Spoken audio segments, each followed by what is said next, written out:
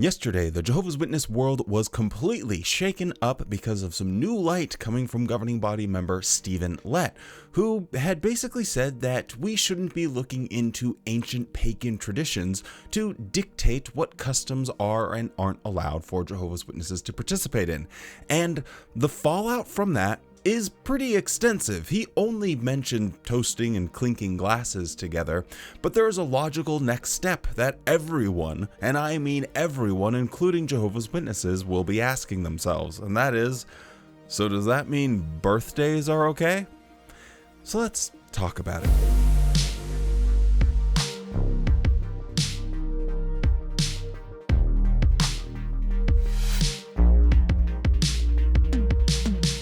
Hello and welcome back to the JW Thoughts channel. My name is Wally, and today we are going to examine what current believing Jehovah's Witnesses are saying about this new light. What is the conversation that is going on inside Kingdom Halls amongst active Jehovah's Witnesses as they ponder what is going to be the next step? I found it very fascinating to go over to my favorite little corner of the internet. I call it the Jehovah's Witness version of Reddit to see what the discussion was going on there. So I've selected a few different quotes and stuff that we can look at and just kind of put our little Jehovah's Witness hats on and think what it must be like for them. Quickly, before we get into it, if you could just make sure that you're subscribe to the channel. I don't know why I'm really talking like this and I'm embarrassed about it. I'm going to actually do this again and say it with my chest. If you are not subscribed to the JW Thoughts channel, you should be subscribed to the JW Thoughts channel because that's what cool people do, baby. And if you're down there, you may as well drop a like on the video because it helps to get out to more people on YouTube. And I very much appreciate it. We have a goal of hitting 45,000 subscribers by the end of the year, and we are well on the way. So with all of the YouTube stuff out of the way, let's talk about what is going on inside the minds of Jehovah's Witnesses. And the first thing that was readily apparent, because I don't know, it's just a little bit of lore here, but you can actually see the thumbnail that will be used for any upcoming JW broadcast or any video that's going to be released before the whole video is released. And so as this happened, people noticed Stephen Lett wasn't looking very good, and so you had people commenting, my goodness, he looks so much older than before, he will be missed dearly. And then this led, everyone to think that something had actually happened to Stephen Lett. Did something happen to him? I'm guessing from the comments that he must be looking old, frail, and ready for his next assignment. And then someone really comes in wackadoo mode. I wish we could keep the governing body here forever. That's one of the sad parts of this system ending, is losing their visible presence in our lives. Can you imagine just like saying those words, having those thoughts resonate inside your skull and thinking, man, the rest of the world really needs to hear this. Let all of the people that aren't Jehovah's Witnesses that are going to get vaporized by thunderbolts coming from heaven, screw all of those clowns. Those gaggle of pathetically misguided root diggers can just go lick the dirt for all I care. But the governing body, oh my God. We're going to miss them so much when they pass from this mortal coil. It's a really fascinating mindset that they have. And then someone tries to bring them all around and remember, hey, we have all of these other kings and priests. Let's not focus too much on the governing body.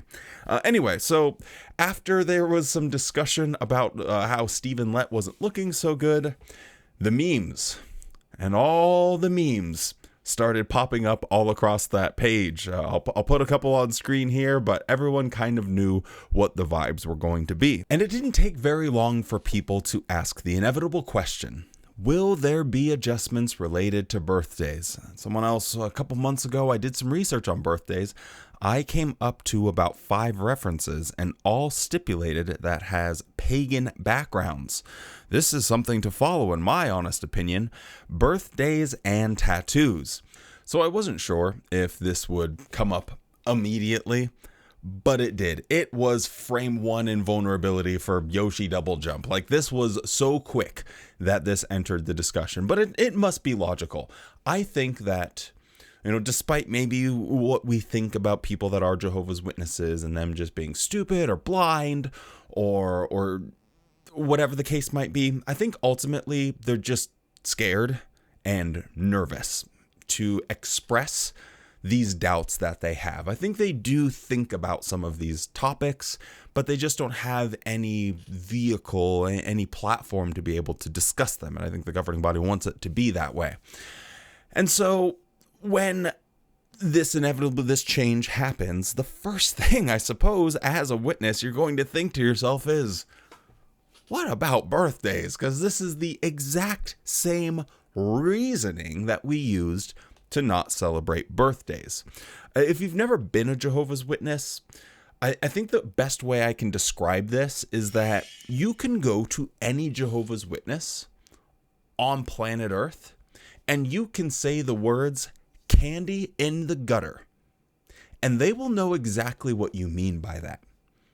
Candy in the gutter. Now, if you've never been a witness, that's just a bunch of gobbledygook, so let me explain. How Jehovah's Witnesses try to justify their stance, or historically have justified their stance for not participating in certain customs that might have pagan origins, is if you were walking down the street and you saw a piece of candy sitting there in the gutter or in the trash, well, you wouldn't pick that up, wash all the dirt off of it, and then pop it in your mouth and have yourself a jolly old time with your Jolly Rancher. I guess we can just finish it. You would think, oh no, I know where that thing has been. It was in the gutter. I don't want that. It's been tainted. It's been contaminated because of where it comes from. And that is how Jehovah's Witnesses have historically, throughout the decades, been trained to think about holidays, wind chimes, yoga, toasting, clinking glasses, throwing rice, all of blowing out birthday candles, the whole kit and caboodle. They have been taught that it is a piece of candy in the gutter. Even though people might not have those same pagan traditions, it would be the same as washing off that piece of candy. Now you can walk up, I mean this, you can walk up to any Jehovah's Witness and say, piece of candy in the gutter, and they will know exactly what you are talking. Look at the comments below. As soon as I said those words, I would have unlocked people's memory. They're like, oh my Lord, I remember immediately having to explain the piece of candy in the gutter. So it's like an easy metaphor that people would use to describe it. So I think when you have this as a baseline of your doctrine and of how you perceive a lot of the things in the world, and you change that and you say, well, customs, if it has religious traditions and things like that in the past, what do people think about it now? It flips something that is so familiar, so ingrained in the psyche of every single Jehovah's Witness on its head. It completely changes the game for them. And so there are going to be these discussions. Well, what about these things? And that's what we'll see as we're going through some of these comments. I'm not going to read them all, but I'll keep them on screen so you can peruse them as I'm yapping away. I think this is one of the funniest things because this is inevitable. A few weeks ago, my husband was telling our children that when we toast, we are calling upon the demons. Not sure how we're going to backtrack on that one. And that is the glory of New Light. New Light always means that one day, something is, oh, no, we're letting in the demons. We couldn't possibly be doing that. And then literally within 24 hours, oh, no, it's fine. Just kidding. We were just making all of that up to begin with. So it's actually kind of crazy. Now, here's a longer post that someone made, but I thought they really hit the nail on the head when it comes to all of this. So in my honest opinion, the principles have always been clear. It's their application that raises doubt. I mean, every Christian understands we don't celebrate Christmas, and no Christian has a problem with covering his mouth when yawning, even if they both originate with false religion, because those are extremes. It's more difficult to understand, and to some degree arbitrary, why some practices have lost their religious meaning are acceptable while others are not. Wedding rings are okay, but toasting is not, well, until now. Piñatas are acceptable, but throwing rice to newlyweds is not. What is the reasoning? I don't know. Some decades ago, we were unbearably strict.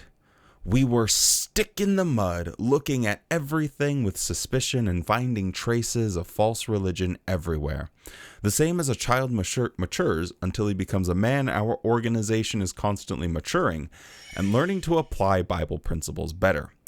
When I went to Pioneer School at 16, my mind exploded with the chapter about Bible principles. I remember chess being avoided by witnesses because it was a war game. I remember articles quoting Christendom fundamentalists saying rock was satanic, and an article quoting an idiot claiming E.T. was a parody of Jesus. As an organization, we have come a long way from them. We certainly understood that we cannot tell Jehovah who should be saved and who should. We understood a more logical, loving, and Christ-like way of treating those who were removed from the congregation. We understood beards. I'm sure our application of Bible principles will continue to be refined in the future. So this person really hits the nail on the head, but they just fail to make the logical connection. If things seem arbitrary, why? If God is unchanging, then why did you used to follow these arbitrary rules that ultimately didn't make any sense? Was it because you were following God? Or was it because you were following a group of some governing goobers that were just making stuff up because it felt good, because they needed something to do? Like, they literally, the guardians of the doctrine, they have to do something with that. And every single leader of the organization historically has always made all of these little tiny changes over time, because if you're sitting there at the top, you got to do something with that. You can't be idle. So there's always going to be cases where this whole thing we're maturing, I think that's like kind of backwards, because as you're getting closer to the end of the world, you would think that you would be getting more refinement, like a clearer understanding of things, versus before it seemed like you had a very clear picture of everything and it was all so spelled out. And now it's becoming blurry and there's more gray area. So I think it works opposite of how you would intuitively think about it. At least that's how I see it. So this person is really close to leaving the organization, but they didn't quite get there. I was trying my best to do this in one take, but then my camera battery died. So anyway, let's move right along. Another person chimes in and says, agree that this may be a prelude to a revision of our understanding on birthdays. For the most part, there are no longer false religious connotations or any memory of them. Perhaps some counsel will be given about certain aspects of birthday celebrations. We'll see how Jehovah continues to refine our understanding. This, in my opinion, is pretty much like the baseline for what I was seeing on the website here, is that people were thinking, yeah, this is a precursor. There's going to be something coming down the pipeline here. This is the warm up, and we're about to get the big news, maybe at the annual meeting or something like that. I think that was like the general vibe. But that wasn't the general vibe for everyone, because if you want to read this person's entire red face harangue, they go full on Karen. They're like a person having a freak out on an airplane. That telling you right now, that motherfucker back there is not real. She's going crazy mode here. So I'll just kind of surmise basically what she's getting into, but it's on screen. So she doesn't like the whole idea of change is coming. She wants to stick to the old way of thinking. Hey, if someone's going to say bless you when they're sneezing, no, that's because they're trying to keep the demons from entering your body and this, that, and the third. So she is stuck on the whole idea that no, we are not going to make any changes because these do have superstitious pagan traditions, and even goes so far as to say that if they changed the birthday celebration, and even if they were allowed to celebrate, she wouldn't do it. No. And then takes it a step further and says, even if a co-worker of hers is having a birthday celebration, they become aware that, oh, well, Jehovah's Witnesses are allowed to celebrate birthdays now. Come and join us. She would still continue to do it the old school way and tell people off and tell people they were basically worshiping Satan because they're blowing out candles at a birthday party. So she is stuck in her ways and she ain't moving. She ain't budging. She says, nope, don't talk to me, people. The matter is dropped. I'm right. You're wrong. You're all going to hell as far as I can see it. And I think that's ultimately going to be an issue for when these changes inevitably happen, is you're going to have people like this that are very strong-willed and want to, keep doing things the old school way. Someone makes another valid point, like, can we all make tattoos as long as we keep neutral and out of, I don't know what BTG stands for. Are they trading gold futures? BTG. Oh, Babylon the Great. Wow. I just had a moment there. Yeah, that makes a lot more sense than gold futures. Anyway, yeah, so tattoos is another one. I don't see any problems arising from tattoos anymore. So yeah, we'll have to see. Now, when it comes to birthdays, a lot of the things that people were questioning was, well, you're bringing too much attention to yourself. You know, you don't want to be showering yourself with praise. And someone quite rightly brings up baby and wedding showers. I've seen some witness parties that totally focus on and glorify the bride/mother-to-be. I just made a thing. Oh, wait, that's a different one. So this is something that I think if these are already allowed, it's kind of hard to say that birthdays wouldn't be allowed. Sure, you're going to have people that are like, well, I think the baby showers and the wedding showers are too much praise for the individual. But they're already allowed, so the birthdays isn't that far of a stretch. An uncomfortable situation, I think, for a lot of people is I just made a thing of this in front of my worldly family this week at a family reunion, and now they change it. That's got to be a tough one. That's got to be pretty rough. I'm gonna be honest with you. Now, another one that I found really interesting was this. Pardon me if I misunderstand, but why was it said that our acceptance of symbols depends on its local meaning from the population? I thought we avoided certain practices because it made demons rejoice, not because of how it appears from a human standpoint.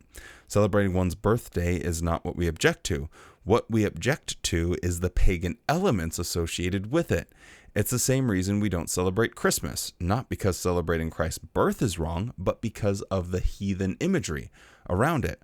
So in theory, there's nothing wrong with the celebrating someone's birth or Jesus' birth as long as we don't perpetuate heathen traditions, because these rituals please the demons. Maybe in paradise, when the negative connotations that these holidays carry will have disappeared, we will be allowed to celebrate birthdays and Christmas, but I doubt it will happen in this present system of things.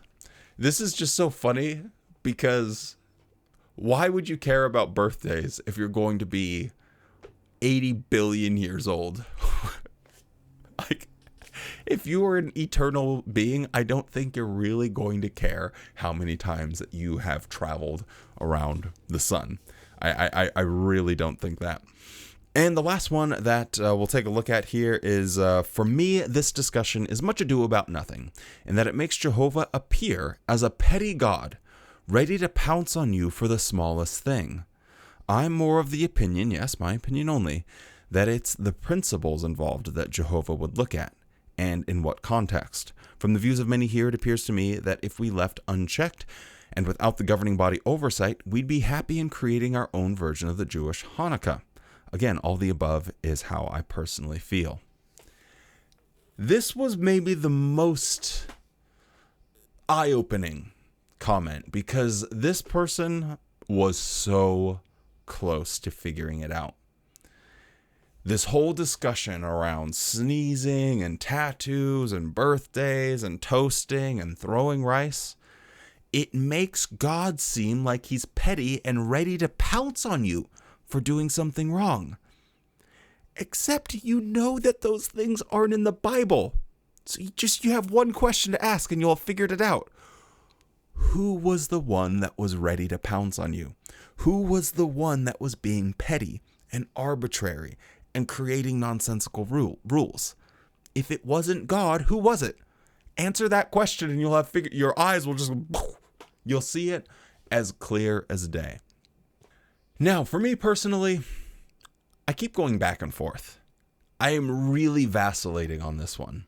I'm not sure what direction they'll go, but I know they won't just leave it as it is. Leaving it as it is, I think, would be really messy, because it's going to divide people. There won't be any type of unity. It's going to cause problems for them. You need to clear up more than just clinking glasses together. There are bigger issues surrounding ancient traditions and how they're perceived by Jehovah's Witnesses, and you have a long list of things to go over and clarify for people. And all of that variance is going to just cause problems for people. If you're going to have people that are like hanging wind chimes and having birthday parties in one congregation, and in another congregation, it's all seen as bad and terrible. You're going to have people moving congregations at a rate the organization has never seen before, because the only difference in whether or not people will be accepting of it is whether or not their local elders are. It will 100% come down to the local elders. So there has to be further clarifications on all of these various points. So I'm curious to see what that will look like specifically, how they sort of navigate this, but it feels like a teaser. It feels like the governing body is having a little bit of fun and watching everyone speculate, maybe causing some drama, maybe just trying to cause some hype. There will be a lot more hype around the organization. If they have this, they let people marinate it for a couple months and then maybe have more clarification at the annual meeting. So I think that's what's going to happen, but we will have to see. With all of that being said, stay safe, be kind, and don't forget to spend more time loving the things you love than hating the things you hate. And you better have a good ass day.